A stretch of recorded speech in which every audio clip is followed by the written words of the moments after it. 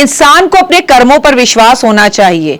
व्रत रखने से आपका स्वास्थ्य तो अच्छा होता ही है, लेकिन आप प्रभु के भी करीब पहुंचते हैं। आज हम बात करेंगे बुध के व्रत की। बुधवार का व्रत कैसे रखा जाता है, किस भगवान का ये व्रत होता है, इस व्रत को रखने से क्या लाभ होता है, ये व्रत कितने रखने चाहिए, इस व्रत को आपको कैसे इसका उद्यापन करना चाहिए, इस व्रत में क्या खाना चाहिए, इस व्रत में किस देवता की पूजा होती है, इस व्रत में हमें क्या दान करना चाहिए, इस व्रत में हमें क्या करना चाहिए, इस व्रत में हमें क्या नहीं करना चाहिए, ये तमाम जानकारियां आज आपको इस वीडियो में मिलने वाली हैं। तो वीडियो को अंत तक जरूर देखें। लेकिन अगर आज आप मुझे पहली बार देख रहे हैं तो ओए मेरा नाम है डॉक्टर वाई राखी। मैं एक एस्ट्रोलॉजर यूट्यूबर हूं और मैं आपसे तमाम तरह की बातें करती हूं, आपकी लाइफ की बातें करती हूं और रिश्तों को जोड़ने की बातें करती हूं। तोड़ने की कोई बात नहीं है। हिंदू सभ्यता संस्कृति की सारी बातें होती हैं।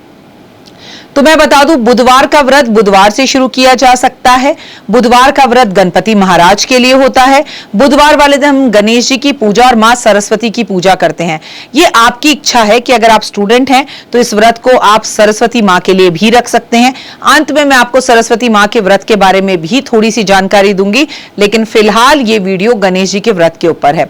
किसी भी शुक्ल पक्ष के बुधवार से आप इस व्रत को शुरू कर सकते हैं, ऐसा शास्त्र कहते हैं, ऐसा समाज धर्म कर्म कहता है। लेकिन मैं डॉक्टर वाई राखी आपसे कहती हूं कि आप कृष्ण पक्ष के बुधवार से भी व्रत को आरंभ कर सकते हैं।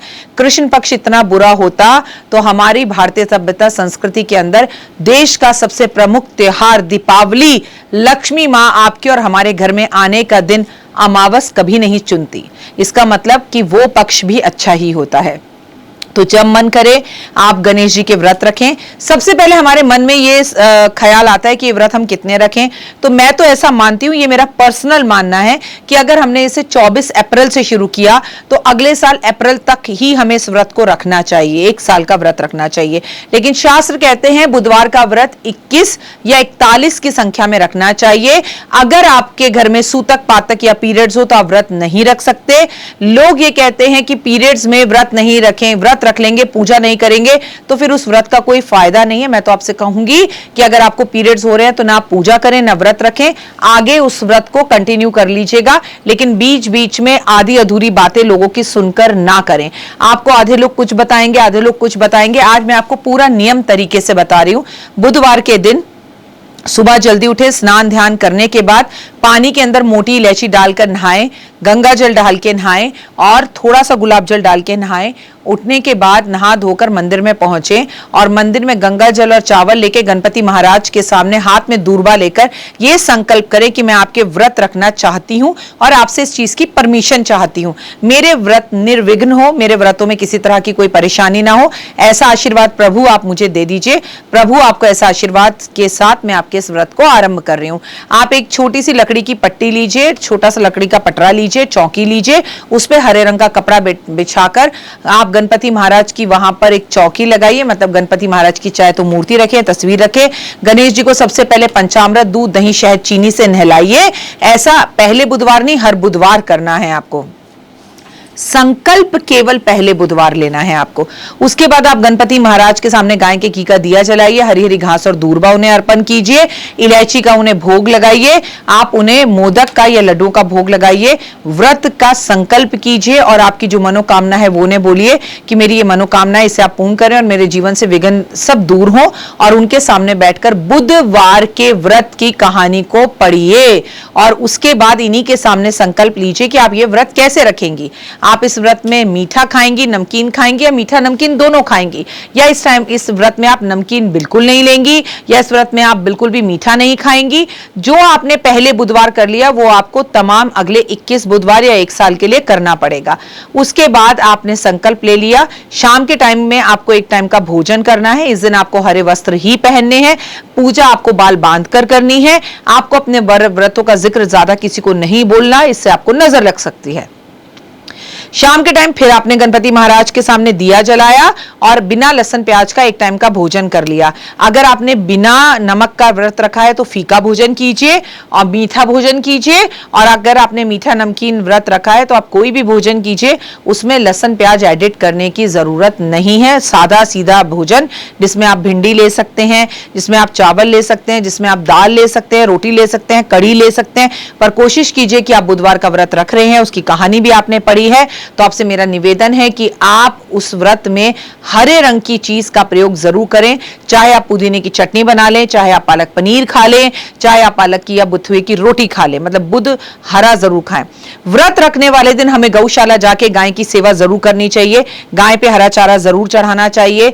हमें व्रत रखकर पेड़ पौधों की सेवा करनी चाहिए। हमें हर बुधवार किसी पेड़ पौधे को मंदिर में लगाना चाहिए, और अगर हमारे पास आर्थिक स्थिति ना हो पेड़ पौधे लगाने की तो हम पेड़ पौधों की सफाई कर सकते हैं, पेड़ पौधों में जल दे सकते हैं। और बुधवार के व्रत का उद्यापन अगर आपके मन में इच्छा होती है करने की, जब आपका 1 साल पूरा हो जाए या आपको लगे कि मेरे 21 व्रत पूरे हो गए हैं, तो गणपति महाराज और उनकी पत्नी के वस्त्र खरीद कर किसी भी ब्राह्मण और ब्राह्मणी को मंदिर में देकर आए कि पंडित और पंतानी के कपड़े, गणेश और उनकी पत्नी रिद्धि सिद्धि के कपड़े, यहां पर साड़ी 2 होंगी क्योंकि गणेश जी की 2 पत्नियां हैं, और मंदिर में जाकर देकर आए। अगर आपकी आर्थिक स्थिति अच्छी है तो आप हलवे का या इलायची डालकर जो है दाल का, खिचड़ी का, किसी का भी एक छोटा सा भंडारा करिए। यह संभव ना हो तो आप हरे मूंग की दाल लेकर हरे कपड़े में बांधकर हरी इलायची डालकर गणेश जी के मंदिर में इसे रखकर आइए और अपने व्रत का उद्यापन कीजिए।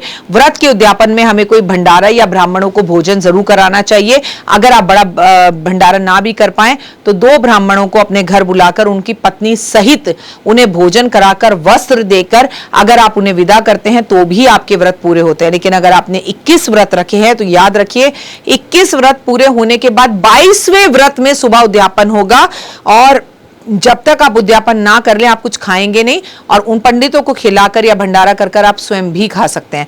तो उम्मीद है मैंने आपको बुधवार के व्रत के बारे में कंप्लीट जानकारी दी होगी। कुछ आपके मन में इच्छा रह गई हो तो आप कमेंट करके पूछ सकते हैं। बुधवार के व्रत में हमें किन्नरों की सेवा करनी चाहिए। बुधवार वाले दिन जो चिड़िया चिड़ी को चोगा डालता है, यानी कि बाजरा, मक्का, ज्वार खाने के लिए देता है, वो हुए स्वयं लक्ष्मी, लक्ष्मी पुराण में बोलती हैं कि उसका दर छोड़कर लक्ष्मी कभी नहीं जाती। बुधवार के व्रत रखने के फायदे ये होते हैं कि बुधवार का व्रत रखने से रिद्धि सिद्धि घर में आती है, नकारात्मकता दूर होती है, पॉजिटिविटी आपके जीवन में आती है। बुधवार का व्रत जीवन में सुख, सौभाग्य और वैभव, यश लेके आता है। अगर जीवन में कहीं पर रुकाव हो रहा हो, जीवन में कहीं काम रुक रहे हो तो वो काम बनते हैं। तो ये है बुधवार के संपूर्ण व्रत की जानकारी। किन्नरों का आशीर्वाद लेना और साथ साथ गणपति महाराज को मीठे पान का भोग लगाना, पान अपने पार्टनर के साथ खा लेना, परिवार, बच्चों सबको देना, इससे आपको बहुत लाभ होगा। तो आपको गणपति महाराज की जय बोलते हुए इस व्रत को आरंभ कीजिए। आपके जीवन में इस व्रत के बहुत लाभ होंगे। और मैंने आपसे कहा था लास्ट में मैं आपको सरस्वती के व्रत के बारे में बताऊंगी। सब कुछ सेम है जो मैंने बोला।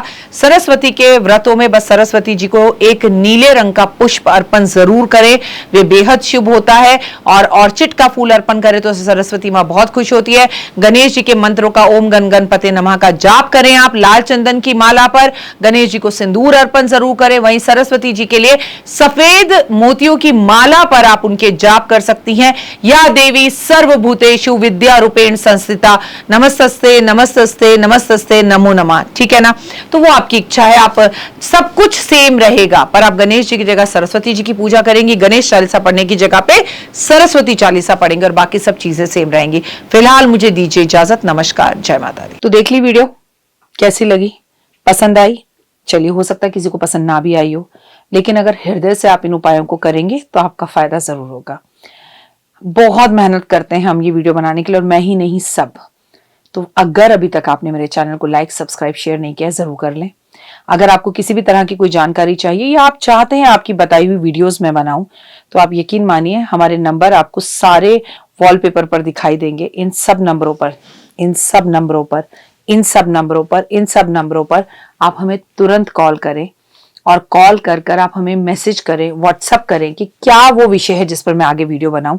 आप जो विषय मुझे देंगे उस पर मैं वीडियो बनाऊंगी। और हाँ, रुकिए, जाइए मत।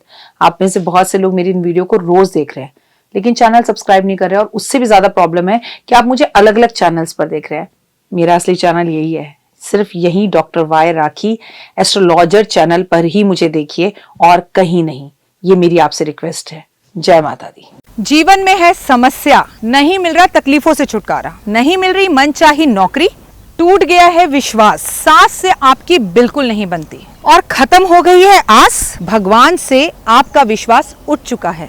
टैरो के 78 कार्ड खोलेंगे भविष्य का राज। सरकारी नौकरी से हैं आप कोसों दूर। कुंडली जगाएगी कुंडली जागरण, कुंडली बताएगी आपका भविष्य। ऊपर से ये जादुई हवाएं, ऊपरी हवाएं, जादू टोना तंत्र विद्याएं, पति पत्नी और वो। करना होगा खुद पर विश्वास।